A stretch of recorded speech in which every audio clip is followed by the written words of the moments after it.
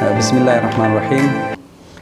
زمانوم عزیز الله کوچی د مومن د طبي علومو د انسټیټیوټ استاد یم. قدرمنو، نن موږ او تاسو د هیماتولوژي د مضمون درس اخلو. موضوع زموږ او تاسو د درس د ال ای سیل یا لوپوس اریټیماټوسس سیلز او همدارنګه د سپینو حجراتو ځانګړتیاوې دي. لومړی راځو لومړی موضوع ته چې هغه ال ای سیل یا لوپوس اریتماتوسس سیلز څخه عبارت ده. لکه صاحبانو، کله کله د انسان بدن په غلطۍ سره د خپلو حجراتو یا د خپلو هستوي حجراتو د هستوي پروتینونو په مقابل کې انټي باډي جوړوي چې دغه انټي باډیګانې د مختلفو ناروغیو سبب ګرځي او همدغه انټي باډیګانې د بدن د کمپلیمنټ سیستم په واسطه اجنبي پیژندل کیږي او بلع کوونکو حجراتو یا فاګوسایټوزس ته په نښه کیږي تر څو د هغوی په واسطه بله شي.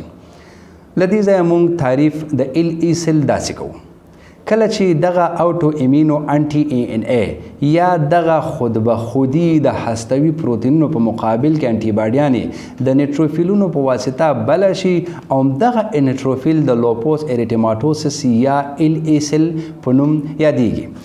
دغه حجرات ډاکټر صاحبانو کله چې دغه انټي باډیانې د نیټروفیل په واسطه بله شي، مونږ یې د میکروسکوپ لاندې د نیټروفیل په داخل کې مشاهده کولی شو. لکه تاسو دغه تصویرونو ته فکر وکړئ. په دغه تصویرونو کې یو نیټروفیل ده کوم چې ورته ویکټور ورکړل شوی، دا نیټروفیل ده او د دغه نیټروفیل په منځ کې یوه غټه کتله ښکاري. همدغه کتله چې ده عبارت له هغه انټي باډي څخه ده چې بدن په غلطۍ کې د خپلو حجراتو د هستوي پروتینونو په مقابل کې جوړه کړې ده چې د نیټروفیل په واسطه بله شوې. موږ او تاسو په ډیره اسانۍ سره د میکروسکوپ لاندې کتلی شو. ولې د دې دپاره یو څه پروسیجر ته ضرورت ده چې دغه ته بیا موږ چې شی وایو د بفیکوټ پروسیجر وایو چې بیا به انشاءالله په عملي برخه کې په هغې باندې تفصیلي خبرې وکړو. لکه صاحبانو، دغه حجرات یعنی ال ای سیل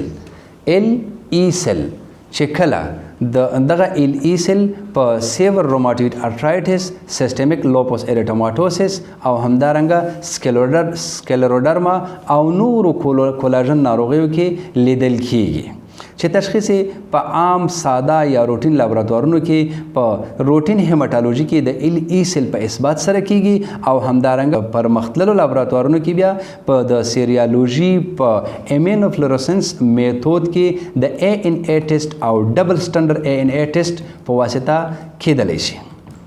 هغه به بیا په عملي برخه کې انشاءالله چې لولو. لکه صاحبانو، همدغه شان که چیرته دغه انټي ای ان ای د مونوسایټ یا مکروفاج په واسطه بله شي، بیا د ټارټ سیل په نوم یادیږي. لکه صاحبانو، دلته اوس یوه ویډیو ده، غواړو چې په دغه ویډیو باندې خبرې وکړو تر څو تاسو ته په معلوماتو کې اضافه والی راشي. ډاکټر صاحبانو، مخکې موږ او تاسو د ال ای سیل په ارتباط باندې ویلي چې ال ای سیل هغه نیټروفیلونه دي چې کوم ای ان ای یا انټي نیکلو پروټین انټي باډي بله کړي. موږ او تاسو د میکروسکوپ لاندې په دې شکل ګورو. ډاکټر صاحبانو، دا وګورئ نیټروفیل ده. د نیټروفیل په منځ کې یوه غټه کتله معلومیږي. دغه غټه کتله چې د نیټروفیل د لوپونو په واسطه یې حاته شوي، همدغه کتله چې د ای ان ای یا انټي نیوکلیک پروټین انټي باډي ده یا هغه انټي باډي چې بدن په غلطۍ کې د خپلو حجراتو د هستوي پروتینونو په واسطه په مقابل کې جوړه کړې ده او بیا د نیټروفیل په واسطه بلع شوې ده. دغه انټي باډیانې موږ او تاسو د نیټروفیل په داخل کې د میکروسکوپ لاندې، د ساده میکروسکوپ لاندې په عامو روټینو لابراتوارونو کې کتلی شو. سیستم او پروسیجر یې ډېر ډاکټر صاحبانو اسانه ده. بیا به په عملي برخه کې له خیره سره په دې باندې موږ او تاسو تشریحي کار وکړو. دا و زمونږ او ستاسو د لوپوس اریتماټوسس موضوع. بله موضوع ډاکټر صاحبانو زمونږ او ستاسو هغه د سپینو حجراتو ځانګړنې دي. ډاکټر صاحبانو، لکه څنګه چې ټولو ته بهتره معلومه ده، د بدن ټول حجرات د ځانګړو وظایفو دپاره جوړ شوي دي. د دغو ځانګړو وظایفو د اجرا دپاره ټول حجرات خپل ځانګړي خواص لري. لکه سره حجرات کوم ځانګړي خواص لري د خپلې وظیفې د انجام دپاره، پلټلیټونه کوم ځانګړي خواص لري د خپلې وظیفې د انجام دپاره، او سپین حجرات یا WBC کوم ځانګړي خواص لري تر څو خپله وظیفه په اسانۍ سره سرته ورسوي. دغه حجراتو یو څو ځانګړنې په لاندې شکل دي. اول ډیاپیډایسس. ډیاپیډایسس څه ته وایي ډاکټر صاحبانو؟ د سالمو رګونو څخه د سپینو حجراتو تېرېدلو ته وایي. دا چې د سپینو حجراتو جوړښت د هډوکي په مغز او لمفاوي عقداتو کې کیږي او له هغې ځای څخه بیا د وینې دوران ته راځي. چون د وینې په دوران کې د سپینو حجراتو عمر په ساعتونو ده، نو دوی مجبور دي چې له رګونو څخه ووځي او انساجو ته لاړ شي تر څو هلته د بدن څخه په مستقیم شکل دفاع وکړي. نو د همدغې وظیفې د سرته رسولو دپاره دوی مجبوره کیږي چې د سالم رګ څخه ووځي او انساجو ته لاړ شي. همدغه د سالم رګ څخه چې دوی وځي همدغه ته چې شي وایي ډیاپیډایسس وایي. دویم شیموټکسس.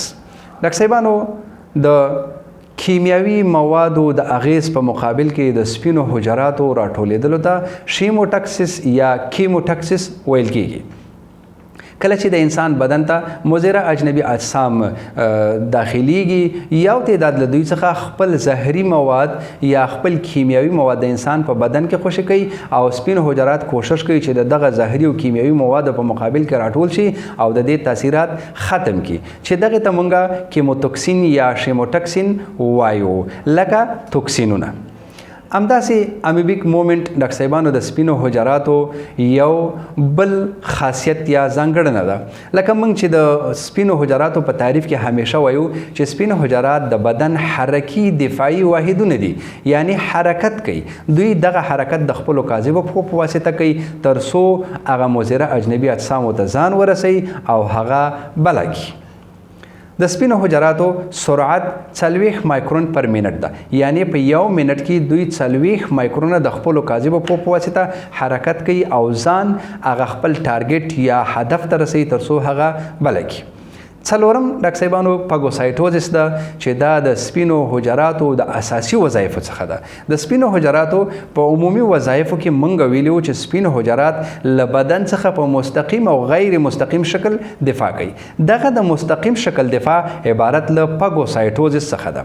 سپینو حجرات د دې توانایي لري چې مضره اجنبي اجسام که هغه بکټریاوي که هغه وایرس وي یا بل کوم اجنبي اجسام وي مستقیما د هغې خواته د خپل امیبیک حرکت په واسطه ځي او هغه بالا کوي، په ساده اصطلاح هغه خوري او له منځه یې وړي. ډاکټر صاحبانو دلته اوس یوه ویډیو ده، غواړو چې په دغه ویډیو باندې خبرې وکړو تر څو تاسو ته په معلوماتو کې اضافه والی راشي. محترمو ډاکټر صاحبانو، لکه مخکې موږ او تاسو اشرې کې ویلې چې د سپینو حجراتو دپاره ځانګړي خواص دي چې دغه خواصو له مخې سپین حجرات خپلې وظیفې مخې ته وړي. نو په همدې اساس په دغه ویډیو کې موږ او تاسو دغه انیمیشن ګورو او په دې انیمیشن کې موږ او تاسو ګورو چې هغه خبرې چې مخکې موږ او تاسو وکړلې هغه څومره په حقیقت کې په کوم شکل دي.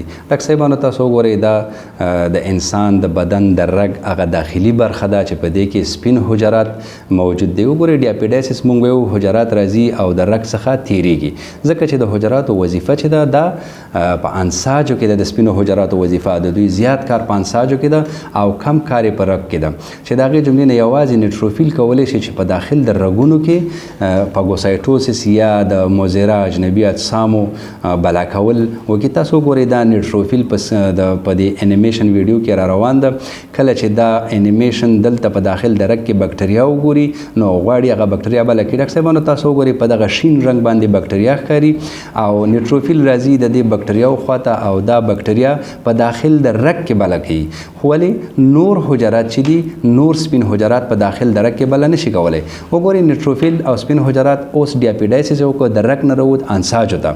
دلته ډاکټر صاحبانو تاسو وګورئ چې دغه نیټروفیل د خپلو کاذبو پښو په واسطه یا دغه سپینه حجره د خپلو کاذبو پښو په واسطه حرکت کوي او دغه شنې بکټریا یا مضره اجنبي اجسام چې دي دا د دې خواته خپله راځي. لکه مخکې چې موږ ویلې چې دا د مثبت چارج نتیجه ده، چون حجرات منفي چارج لري او مضره اجنبي اجسام یا په عامه اصطلاح بکټریا چې دا مثبت چارج لري نو دا ځان ته راکش کوي.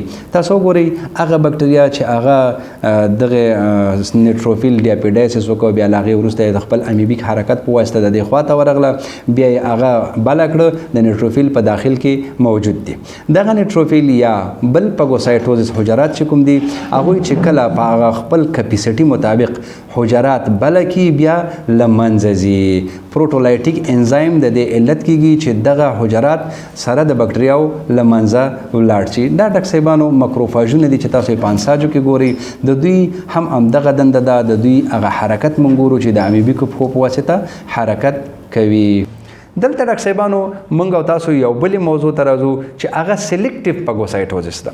د سلیکټیو پاګوسایټوزس یا انتخابي بلعینه هدف دا ده چې څنګه سپین حجرات یو اجنبي جسم د دې دپاره انتخابوي چې زه دا باید بله کړم، څنګه یو اجنبي جسم انتخابوي چې زه یې بله کړم. د هغې دپاره دغه لاندې شرایط دي چې دغه شرایط کولی شي چې یو اجنبي جسم د پاګوسایټوز په واسطه بله شي. اول د مضره اجنبي اجسامو زیږه او مدوره سطحه. ډاکټر صاحبانو څنګه چې زیږه اجسام موږ او تاسو وایو که چېرته موږ یو ښویه جسم او زیږ جسم کېږدو نو ښویه جسم موږ او تاسو په لاس کې نه راځي، ولې زیږ جسم دا په لاس کې ښه راځي. نو همدغه علت دا چې د دغه اجنبي اجسامو سطحه زیږه او په بله کې کومک کوي. دویم ډاکټر صاحبانو د مضره اجنبي اجسامو په سطحه د مثبت چارجونو موجودیت ده. دا چې ډاکټر صاحبانو د وینې درې ګونې حجرات یا د وینې ټول حجرات په خپله سطحه منفي چارجونه لري او همدغه علت ده چې دوی د وینې په دوران کې یو د بل سره نښلي نه، چون منفي چارجونه یو بل دفع کوي. خو د حجرې په سطحه منفي چارج موجود ده او د مضره اجنبي جسم په سطحه مثبت چارج موجود ده. دا چې مثبت چارج او منفي چارج یو بل جذب کوي نو همدغه د بلې په پروسه کې کومک کوي تر څو هغه مضره اجنبي اجسام رانږدې شي سپینې حجرې ته او د هغې په واسطه بله شي. بل ډاکټر صاحبانو د مضره اجنبي اجسامو په سطحه د پروټیني پوښ نه موجودیت ده چې همدغه د پروټیني پوښ نه موجودیت د سطحې د زیږوالي او د چارج د مثبتوالي باعث کیږي. بل ډاکټر صاحبانو د بدن د کمپلیمنٹ سیستم په واسطه د مضره اجنبي اجسامو پیژندل دي. که چیرته د بدن کمپلیمنٹ سیستم د اجنبي جسم یا مضر جسم ونه پیژني او هغه سپینو حجرات ته خبر ورنکړي، سپینو حجرات هغه نه بله کوي، نو دا د کمپلیمنٹ سیستم په واسطه پیژندل کیږي. بیا سپینو حجرات ته خبر ورکول کیږي چې د بدن په دغه قسمت کې یا په دغه نسج کې یو اجنبي مضر جسم ده او باید له منځه یوړل شي. له هغې وروسته دغه پاګوسایټونه یا سپین حجرات چې دي دا اقدام کوي او د هغې د بله کولو کوشش کوي. ډاکټر صاحبانو دغه موضوع زموږ او ستاسو په همدغه ځای ختمیږي. بل ساعت کې به انشاءالله چې په بل درس کې به بیا موږ او تاسو مخې ته ځو. که تاسو سره چیرته د دغه ویډیو په باره کې کومه پوښتنه وي لاندې په کمنټ کې ولیکئ، انشاءالله چې تاسو ته به جواب در ورسیږي.